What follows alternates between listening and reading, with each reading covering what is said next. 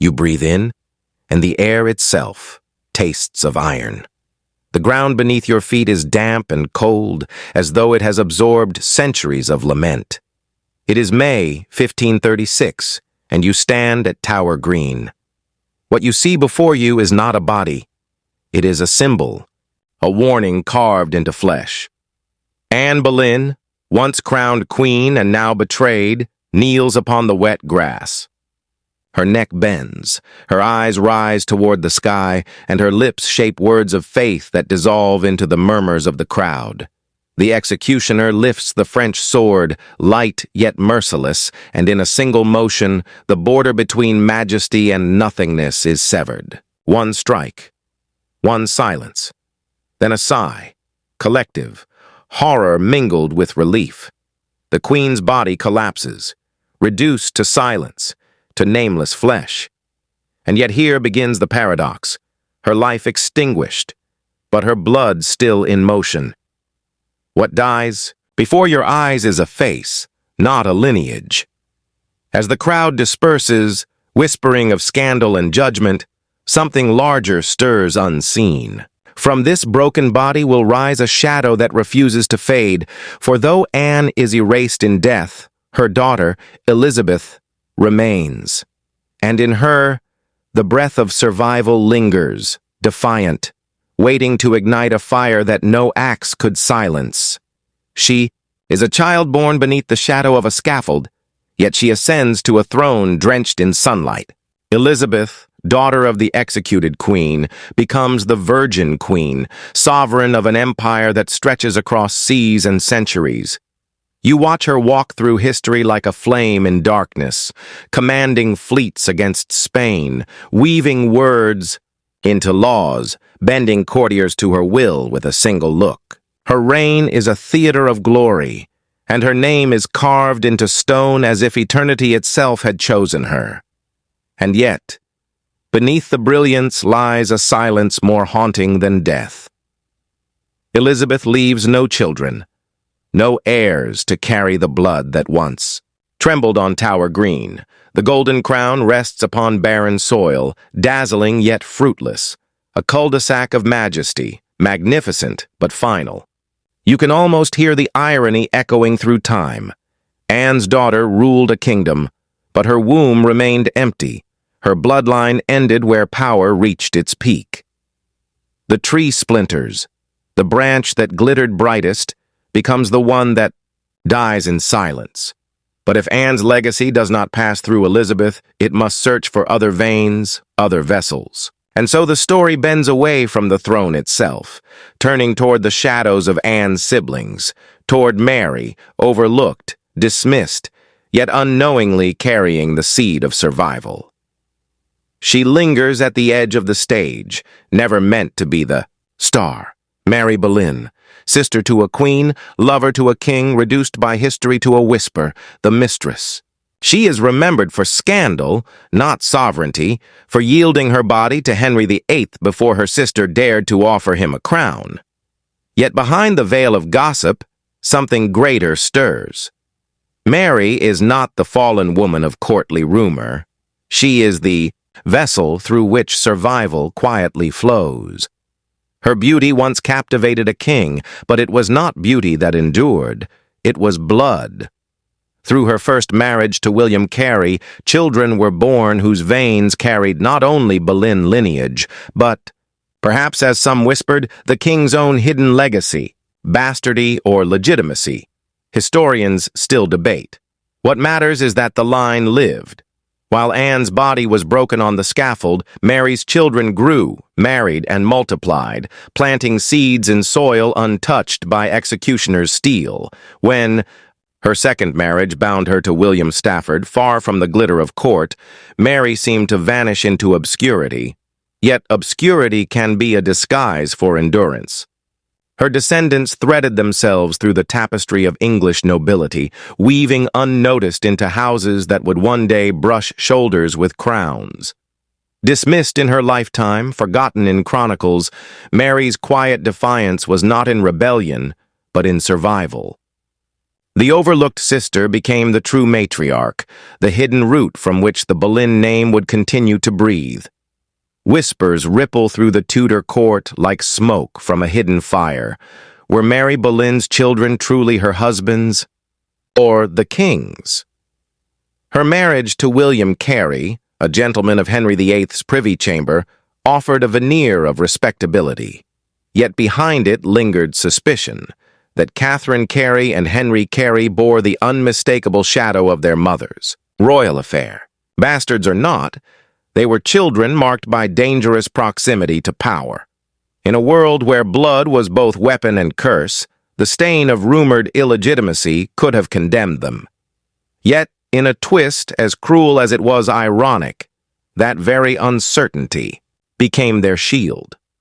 For what Henry denied, history could never quite erase.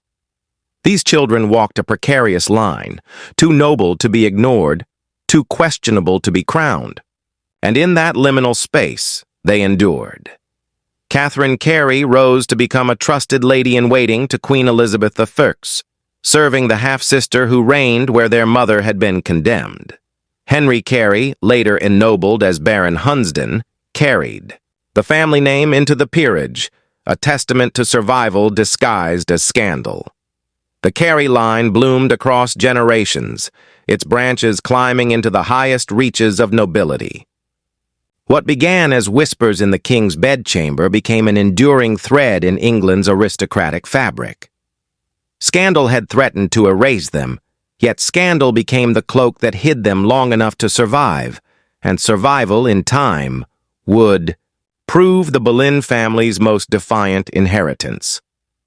Catherine Carey, the child born of rumor and shadow, steps into a marriage that would anchor the Boleyn bloodline firmly within the heart of power. She weds Sir Francis Knollys, a man of discipline, loyalty, and ambition, traits that would make their union more than survival. It would become influence. Together they built not only a household, but a dynasty, one whose branches stretched straight into the Tudor court. Their children, the Knollys brood, multiplied like echoes of Anne's lost voice.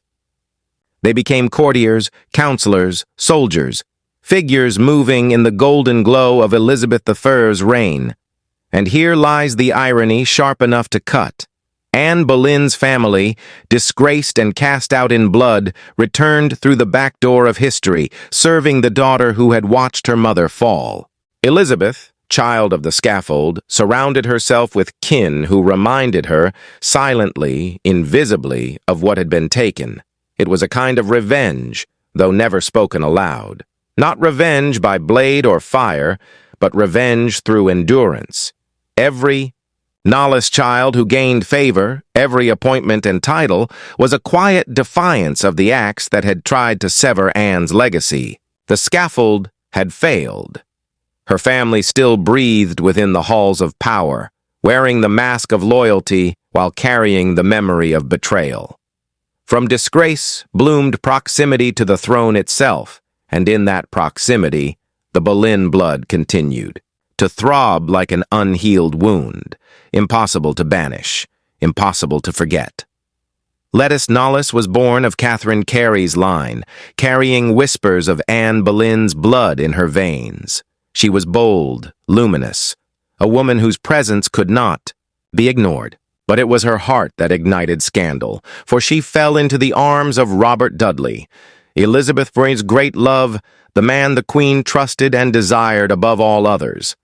Their union, sealed in secret, was less a marriage than an act of defiance, against a monarch whose fury could eclipse the sun. When Elizabeth discovered the betrayal, her rage was legendary. She struck Lettice from court, branding her the she-wolf who had stolen what even a queen could not rightfully possess, Dudley's devotion. Yet exile did not extinguish Lettice. Instead, it drove her deeper into the folds of aristocracy.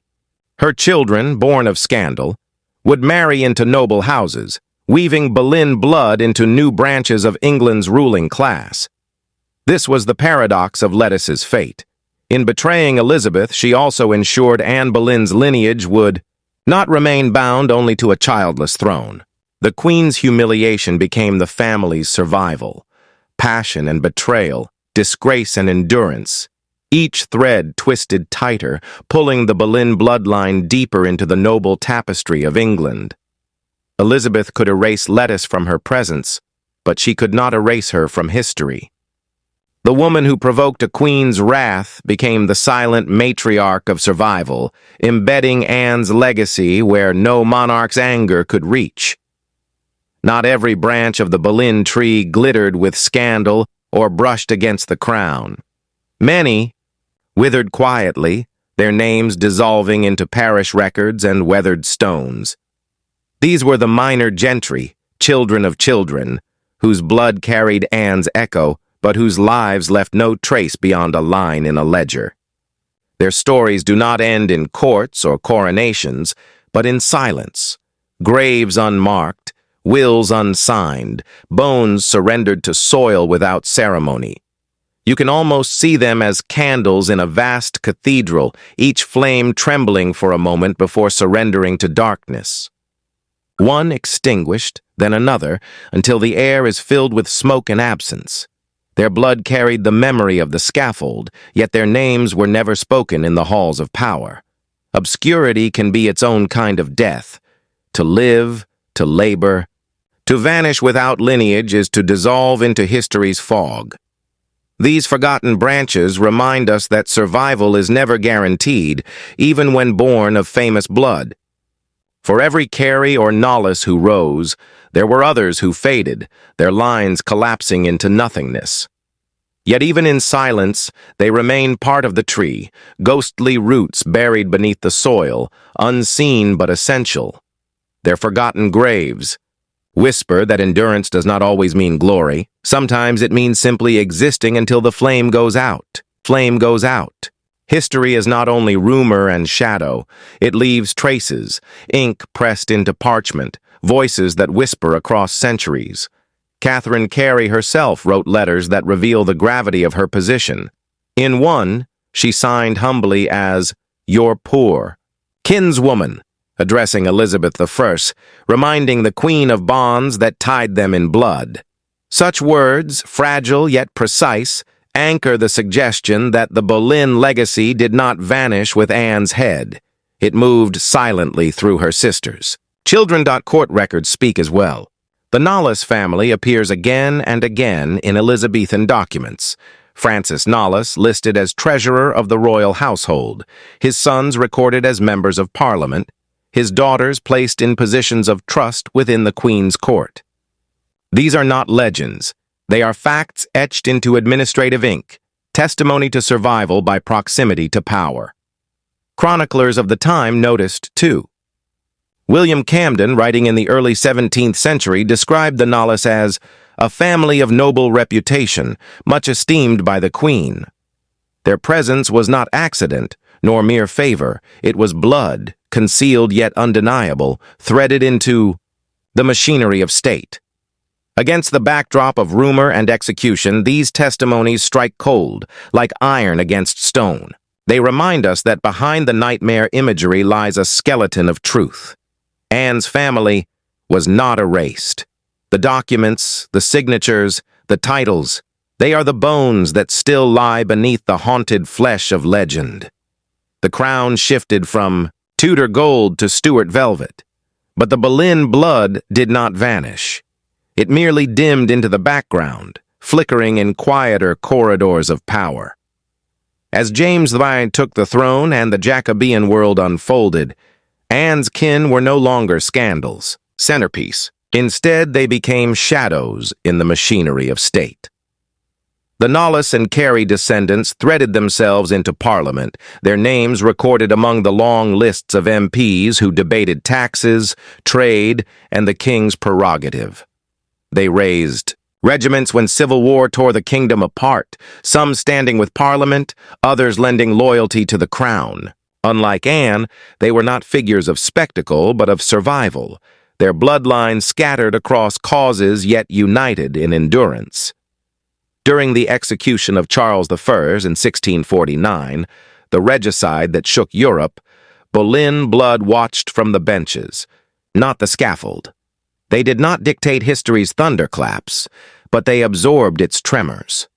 Estates were seized and restored, fortunes rose and fell, but through it all the descendants endured like ivy clinging to a crumbling wall.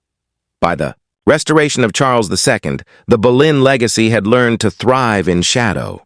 They were landowners, courtiers, parliamentarians, never monarchs, but never erased.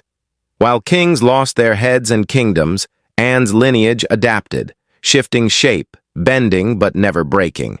In the turbulence of Stuart England, survival was its own quiet triumph. By the dawn of the 18th century, Britain's throne passed from Stuart fragility into the steady hands of the Hanoverians. Yet behind the powdered wigs and German accents of this new dynasty ran a quieter current, the blood of Anne Boleyn looping back toward the crown she once adorned. Through generations of intermarriage, the Carey and Knollys descendants threaded themselves into noble families that courted royal favor. Estates shifted hands, dowries cemented alliances, and with each union, the Boleyn legacy seeped deeper into the aristocratic bloodstream. It was no longer scandal whispered in back rooms, it was pedigree inked on family charts. By the time I arrived from Hanover in 1714, distant branches of the Boleyn tree had already tangled with continental nobility. The web grew tighter under his successors. What had once been dismissed as a disgraced lineage now reappeared, clothed in respectability, linking quietly to the very house that wore the British crown. The irony is stark. A queen condemned as a traitor, erased with a sword stroke at Tower, Green, had descendants whose veins mingled with monarchs once more. The crown that had ordered her death now unknowingly carried her blood in its line of succession. History, ever the dramatist, delights in such reversals. What is cut down may yet return, not as scandal but as legacy, entwined with the throne itself. From gilded courts, the Boleyn bloodline drifted outward, carried by marriages, inheritances, and exile. Some branches rooted themselves in Ireland, where Carey's and Knollys descendants claimed estates among the turbulent Anglo-Irish elite. They navigated rebellions and plantations, not as monarchs or courtiers, but as landlords, soldiers, and officials, ordinary names in extraordinary conflicts. Others crossed oceans. In the swirl of colonial expansion, distant kin of Anne Boleyn found themselves in Virginia, New England, and the Caribbean. Their lives bore little resemblance to the silken intrigues of Tudor England. Instead, they farmed rough soil, signed local charters, and raised children who had no inkling that their blood carried the memory of a queen's execution at the Tower. The contrast is haunting.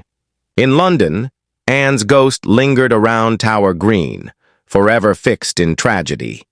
In distant fields across Ireland or America, her descendants plowed furrows, baptized children in wooden chapels, and fought wars far removed from Henry VIII's court. Royal tragedy dissolved into ordinary survival. And yet, in these forgotten villages and colonial homesteads, the Boleyn legacy endured more securely than in palaces.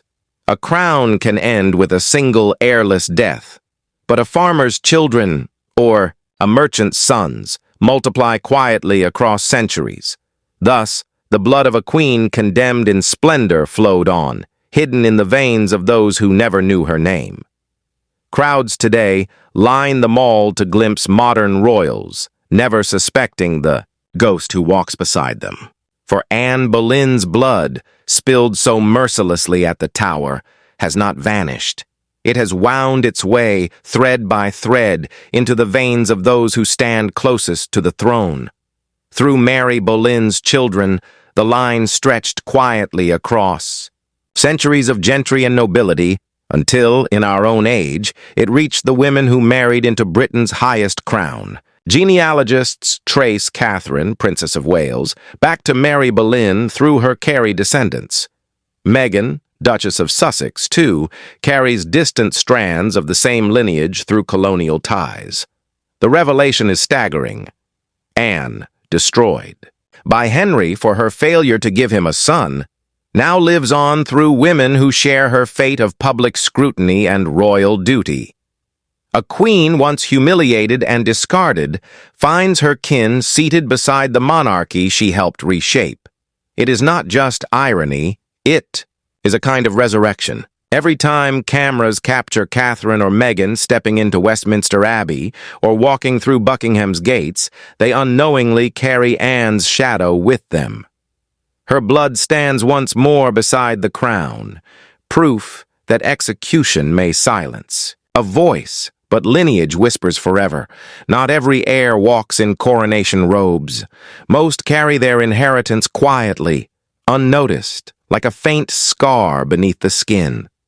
The Boleyn blood, once spilled upon Tower Green, has spread far beyond palaces and thrones.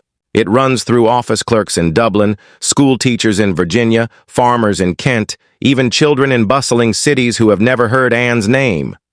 Genealogists whisper of tens of thousands who trace descent from Mary Boleyn's children.